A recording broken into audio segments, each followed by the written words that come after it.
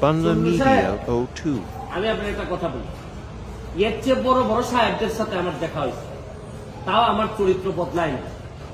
আমি আমার যে কাজ বিশ্বাস করে করি, স্বচ্ছতার সাথে করার চেষ্টা করি। যতদিন করবো ততদিন এমপি থাকবো।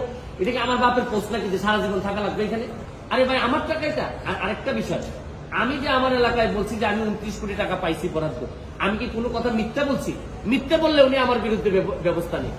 আমি বলতে পারবো না, মানে আমি বরাদ্দ পাইছি এটা আমি বলতে পারবো না আমার এলাকায়, মানে কি আমি কি চুরি করতে চাই? আমার প্রশ্ন হচ্ছে কি, উনি বিরোধিতা করবেন সরকারি দলের, কিন্তু উনি বিরোধিতা শুরু করছেন স্বতন্ত্র প্রার্থী।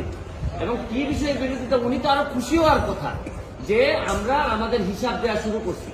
আমার জানেন, কালকে আমার এত দুঃখ হয়েছে তারাই করিমগঞ্জের মানুষের জন্য, যাদের কাছ থেকে উনি এমপি হয়ে আসছেন, যে এই তারাই করিমগঞ্জের মানুষের কি কোনো অধিকার নাই যে এই চুন্নু সাহেব এমপি হিসাবে কত টাকা বরাদ্দ পান এটা জানার? মানে ওনার বক্তব্য ছিল যে কোনোভাবে যেন আমি ফেসবুকে না জানাই যে কে কত টাকা পায়। আরে আপনি জানেন যে এইবার মাননীয় প্রধানমন্ত্রী জননেত্রী শেখ হাসিনা আমাদের সবাইকে শাড়ি দিয়েছেন এলাকায় বন্টন করার জন্য। এই শাড়ি কি আমি প্রধানমন্ত্রীর উপহার কি আমি বলবো না? মানে আমি কি এটা লুকাই রাখবো? লুকাই রেখে কি আমার কি এটাকে আমি বিক্রি করে দিব? তা আমি বুঝলাম না স্বচ্ছতার মধ্যে প্রবলেমটা কোথায়। আমি যদি স্বচ্ছ হইতে চাই, আমি যদি যে বরাদ্দ পাই এটা যদি আমি বলে দিতে চাই, বলি জনগণকে, তো এখানের মধ্যে এমপি হিসাবে আমি অপরাধটা কি করলাম? আরে ভাই, আমার টাকা এটা। আর আরেকটা বিষয়, আমি যে আমার এলাকায় বলছি যে আমি 29 কোটি টাকা পাইছি বরাদ্দ, আমি কি কোনো কথা মিথ্যা বলছি? মিথ্যা বললে উনি আমার বিরুদ্ধে ব্যবস্থা নেই। আমি বলতে পারবো না, মানে আমি বরাদ্দ পাইছি এটা আমি বলতে পারবো না আমার এলাকায়, মানে কি আমি কি চুরি করতে চাই?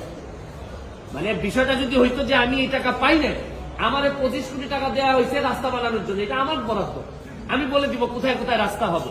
আমাকে দেওয়া হয়েছে মসজিদ মন্দিরের টাকা দেওয়ার জন্য 2 কোটি, এটা আমার বরাদ্দ, আমার নামে আসবে, আমি এগুলা দিয়ে দিব কোথায় কোথায় বরাদ্দ। টিআর কাবিকা আসছে আমার নামে, আমি দিব কোথায় কোথায় বরাদ্দ দিয়ে দিব। আমার শুধু নিশ্চিত করতে হবে এই টাকাটা যেন আমি এবং আমার পরিবার খেয়ে না ফেলে, বা আমার লোকজন যেন খেয়ে না ফেলে।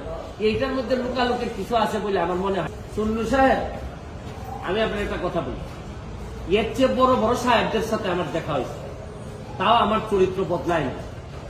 আমি আমার যে কাজ বিশ্বাস করে করি, স্বচ্ছতার সাথে করার চেষ্টা করি। যতদিন করবো ততদিন এমপি থাকবো। এটাকে আমার বাপের পোস্ট নাকি যে সারা জীবন থাকা লাগবে এখানে? আমার যদি যোগ্যতা না থাকে, আমার চেয়ে ভালো লোক যদি আসে এমপি হবে। কিন্তু আমি যতদিন আছি ততদিন যেটা সাধারণ মানুষের, আমি চুন্নু সাহেবের কথায় আমি এমপি হইনি। আমি এমপি হয়েছি আমার 7 লাখ মানুষের ভোটে, এবং দোয়া এমপি হয়েছি, এবং ল্যান্ডস্লাইড বিক্রি হয়েছে আমার। আমি আমার জনগণকে খুশি করার জন্য যা করব তাই করব। আমি এর বাইরে কোনোদিন যাওয়ার প্রশ্নই আসে না। অবস্থান পরিষ্কার। আমি আমার যে বক্তব্য আপনাদের সামনে দিলাম, এই বক্তব্য আমার মাননীয় স্পিকারের সামনে দিব, সেই এখানের মধ্যে আলাদা হওয়ার কোনো সুযোগ নাই। তবে আমার বিশ্বাস, এই যে এই মুজিবুল হক চুন্নু সাহেবের যে ব্রেইন আর যে অবস্থা, তার ব্যাপারে আমি যা শুনি, তাতে আমার বিশ্বাস মাননীয় স্পিকারও জানেন তার অবস্থাটা কি। যে তারে সে দল বক্তব্য দেয়, আমি বুঝতেই পারি না কি বিরোধী দলের লোক বক্তব্য দিচ্ছে নাকি না সরকারি দল বক্তব্য দিচ্ছে। মানে এমন ভাবে সরকারের মধ্যে ঢুকে আছে এই ভদ্রলোকের বিরোধী। আরে ভাই, সবসময় সরকারি দলের সাপোর্ট করার জন্য তো মাঝে মধ্যে বিরোধিতা করতে হয়। সরকারি দলের মানে আপনি সবসময় ক্ষতি চাইবেন তা না। সরকারি দলের আরে বাপ তো মাঝে মধ্যে ছেলের সমালোচনা করে, ছেলে বাবার সমালোচনা করে। আমার তো মনে হয় যে এই চুন্নু সাহেবরা এমন ভাবে ভিতরে ঢুকছেন, এরা তাদের সব ক্ষমতা সম্পর্কে কিছু জানেও না, বুঝেও না। কেন যে বিরোধী দল হয়েছে আল্লাহ মাহবুদ জানে। এরাও 11 জন, আর আমরা স্বতন্ত্র আছি 62 জন।